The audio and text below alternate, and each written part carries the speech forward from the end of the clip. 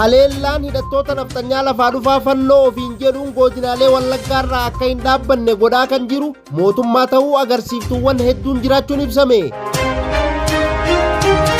Laga Xaafoo laga Daadhii keessatti qaala'insi jireenyaa hammaachuu jiraattonni himan.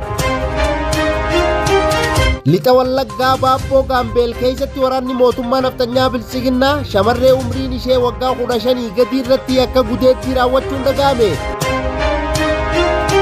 Bitoota isa 24,2026 ashama harka fuula hordoftoota miidiyaa walabummaa Oromiyaa kanneen hangafoota oduutii bal'ina oduutiif hanga dhuma sagantaa keenyaatti naa waliin turan afeerraa kooti.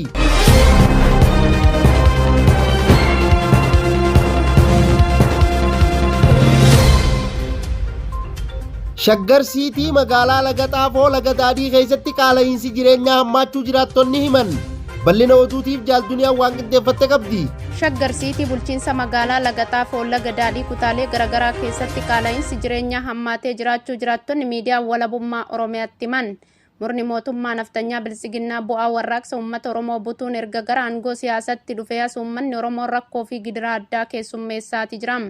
Magaalaa kana keessatti maqaa misooma koordariin beenyaa tokko malee mana uummataa jumlaan diiguu irraa kan ka'e kanumti ijaarameeyyuu gatiin isaa ol ka'uu hordofee hojiin daldalaa haa hafuutii kireeffatanii galuun iyyuu itti ulfaatee akka jiru jiraattonni ni dubbatu. Kun osoo kanumaan jiru torban 3 dura lola Ameerikaa fi Israa'el wal ta'uun Iraan irratti banuu isaanii hordofee ulaan dhiyeessii boba'aa akka idil addunyaatti parsantii 20 ol kan ta'u daandii Hormuz erga Iraaniin cufamee booda murni Biltsiginnaa kana sababa godhachuun yeroo darbe labsee kan ture yoo ta'u boba'aa akkasumas zayita nyaataa irratti taarifa dabaluun haala yeroo dayeeffatanii saamicha alkallattii raawwachaa akka jiran jiraattonni magaalichaa dabaluun himaniiru. Akka jiraattonni magaalichaa tokko yaada isaanii miidiyaa walabummaa Oromiyaa feeranitti boba'aan gurguramaa jiru abbootii qabeenya Biltsiginnaa waliin walitti dhufeenya qaban harka galuun gatii isaa ol kaasanii hanqina boba'aatu jira jechuun taarifaan konkolaataa fageenya gabaabaa yoo xiqqaate al takkatti qarshii 20 dabalaa akka jiru eeruun sochiin konkolaataa illee magaalicha keessatti irrachaa akka jiruu fi zayitiin nyaatallee abbaan leetira 5 qarshii 1,800 hanga 2,000 ture yeroo ammaa kana qarshii 2,500 gahuu dubbatu. Kanumaan wal qabatee hojjettoota fayyaa magaalichaa kanneen hospitaala kiliinikaa fi kanneen biroo keessa hojjetan baajata hin qabnu jechuun maqaa filannoo sobaa dhayatanii mindaa keenya walakkaa nurraa muruun daran jireenya keenya nutti hadheesseera jechuun hojjettoonni fayyaa kun miidiyaa walabummaa Oromiyaatti himaniiru. Haleellaan hidhattoota naftanyaa lafaa dhufaa fannoo ofiin jedhuun godinaalee Wallaggaarraa akka hin dhaabbanne godhaa kan jiru mootummaa ta'uu agarsiiftuuwwan hedduun jiraachuun ibsame. Bal'ina oduutiif jaalmagarsaa waan qindeeffate qaba. Haleellaan hidhattoota naftanyaa lafaa dhufaa fannoo ofiin jedhu godina Wallaggaa irraa akka hin dhaabbanne godhaa kan jiru mootummaa ta'uu agarsiiftuuwwan hedduun jiraachuun ibsame. Tooftaa garaagaraatiin naftanyaa lafaa dhufaa fannoo ofiin jedhan nurra bubbulchaa kan jiru mootummaadha jedhu jiraattonni. Godina Horroo Gurruu Wallaggaa aanaalee Jaardagaa Jaartee fi Abee Dongorootti bulchitoonni aanaa tibbana uummata waliin dhaabbatanii naftanyaa lafaa dhufaa fannoon of waamu qolachuuf yaaluun jajamaa turan aangoo irraa kaafamuun ibsameeti jira. Tibba darbees godina Wallagga Bahaatti opereeshinii humna naftanyaa lafaa dhufaa fannoo irratti qindoomina milishootaa fi poolisoota humna farra riphee lolaa Oromiyaa irratti jalqabame guyyaa muraasa keessatti ajaja gubbaa dhufe murtee siyaasaati jedhame. Wanti mootummaan naftanyaa Biltsiginnaa godhaa jiru godinaalee Wallaggaa keessaa fannoon akka turuu fi uummata akka fixu godhaa kan jiru mootummaa ta'uu agarsiisaa jedhu xiinxaltoonni. Godina Horroo Gurruu Wallaggaatti bulchaan aanaa Jaardagaa Jaartee obbo Abeewoot Baqqalaa uummataan wayita jajaman tibbana irra deddeebiin mul'ate. Kanaan faallaa humnoonni naftanyaa lafaa dhufaa fannoo of waamu bulchaa kana hadheeffatanii marsaa hawaasaa fayyadaman irratti maqaa isaanii kaasaa turan. Haleellaa naftanyaa lafaa dhufaa fannoo tibbana aanaa Jaardagaa Jaarteetti raawwatame uummataa fi humnoota nageenyaa aantummaa uummataa qaban qindeessuun qolachuuf yaalii godhan jedhamuun qaamolee hawaasaa garaagaraatiin torban dura jajamaa turan. Har'a immoo aangoo irraa kaafamuu isaanii kominikeeshinii aanichaatu gabaase. Aangoo irraa kaafamuu isaanii hordofee humnoonni naftanyaa faannoofiin jedhu kallattii garaagaraatiin gammachuu isaanii ibsaa jiru. Dhiibbaa keessaa godhameen aangoo irraa kaasisuu akka gahanis ifatti dubbatan.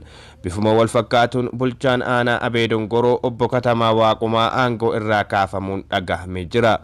Obbo Katamaa Waaqumaas naftanyaa lafaa dhufaa faannoo qolachuuf yaalii gochuu isaanii jiraattonni dubbatu. Naftanyaan lafaa dhufaa faannoo immoo nama kana akka diina isaanii jabaatti ibsu aangoo irraa kaafamuu isaaniitis gammachuu isaanii wayita ibsatan mul'ate. Mootummaan ta'e jedhee warra ummata waliin weerara naftanyaa lafaa dhufaa faannoo qolatu aangoo irraa kaasaa jedhu jiraattonni mootummaan naftanyaa lafaa dhufaa akka qolataman hin fedhu jedhan. Warri itti aansanii dhufanis akka sodaatan gochuuf tarkaanfiin akkanaa fudhatamaa jedhan. Kan naftanyaa lafaa dhufaa faannoo irraa harka qabee ummataa ta'e jedhee ficcisiisaa jiru sirna mootummaa naftanyaa bilxiginnaa akka ta'e himatu jiraattonni. Gaaf nafxanyaan lafaa dhufaa faannoo ummata fixan dafee akka ummataaf hin qaqqabamne godhama aanaalee tokko tokkotti aantummaa aangaa'ota mootummaa muraasaatiin saffisaan yoo humni finxaalessi kun qolatame yoosuu ajaja gubbaadhaa dhufuun aangaa'onni kunneen qabata gamaggama jedhuun kaafamuu jedhan shirri wayii kana duuka akka jiru himu. Tibba darbe immoo godina Wallagga Bahaatti milishoonni naannawa poolisoonnii fi humni farra riphee lolaa Oromiyaa battala opereeshinii farra humna naftanyaa lafaa dhufaa faannoo jalqabanitti ajaja gubbaadhaa dhufe qabata jedhuun opereeshinichi dhaabsifame. Opereeshinii sanaan humni naftanyaa lafaa dhufaa faannoo dhaabsisuuf kutannee turre jedhan qondaalli mootummaa naftanyaa bilxiginnaa tokko. Opereeshiniin uummata naannawa godinaalee Wallagga Bahaa fi Horroo Gurruu Wallaggaa haleellaa naftanyaa lafaa dhufaa faannoo jala jiru hafuura baafachiisa jedhamee abdatame murtii siyaasaa mootummaa naftanyaa bilxiginnaatiin dhaabsifame jedhan. Opereeshinichi dhaabsifame torbanoota booddee humni naftanyaa lafaa dhufaa faannoo manneen uummataa 400 ol gubee barbadeessuu ragaa qabna jedhan. Qondaalli mootummaa naftanyaa bilxiginnaa kun lakkoofsi namoota nagaa humna naftanyaa lafaa dhufaa faannoo kanaan dhaabsifamuu opereeshinicha booddee lubbuu isaanii naannawa sanatti dhaban 64 akka ta'e miidiyaa walabummaa Oromiyaatti himan. Kana keessaa dubartoonni ulfaa deessuun ulmaa ciisaa turte maanguddoonni daa'imman akka jiran dubbatan kun kan agarsiisu jedhu qondaalli mootummaa naftanyaa bilxiginnaa kun fixiinsa humna naftanyaa lafaa dhufaa faannoo raawwataa jiru mootummaan fedhuu isaatii jedhan. Galtee siyaasaaf jecha ummanni akka qoraaniitti boba'uutu dhufe jedhan. Aanaa Baabboo Gaambeel keessatti waraanni mootummaa naftanyaa bilxiginnaa shamarree umriin ishee waggaa 15 gadi irratti akka gudeeddii raawwachuun dhaga'ame. Bal'ina oduutiif jaaldunyaa waan qindeeffatte qabdi. Godina Lixa Wallaggaa aanaa Baabboo Gaambeel ganda Boonii jedhamu keessatti bitootessa 1926 waraanni mootummaa naftanyaa PP shamarree maqaan ishee Maarramee Magarsaa jedhamtu umriin ishee waggaa 15 gadi taatu irratti dabaree itti wal jijjiiruun yakka gudeeddii raawwachuu jiraattonni bakkichaa miidiyaa walabummaa Oromiyaatti himan.